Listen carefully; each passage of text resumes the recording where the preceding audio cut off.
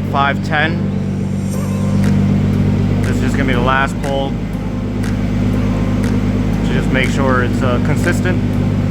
That was 510 at 21 pounds. So same turbo, just a bigger hop side, same boost. Made pretty much 10, 11 more horsepower than before. Red line there is with the smaller hot side. That blue line there is with the bigger hot side housing. Same boost level.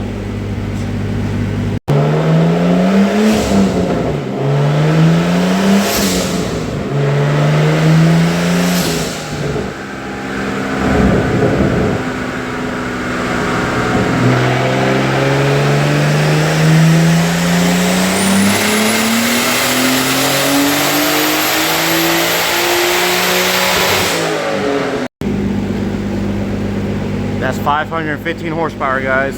Just a little bit more. And that's a wrap.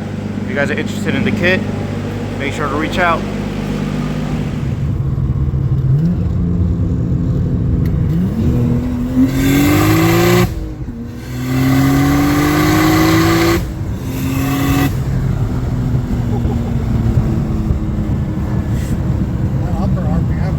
Crazy. That's that SynGarage remote top mount turbo kit, guys.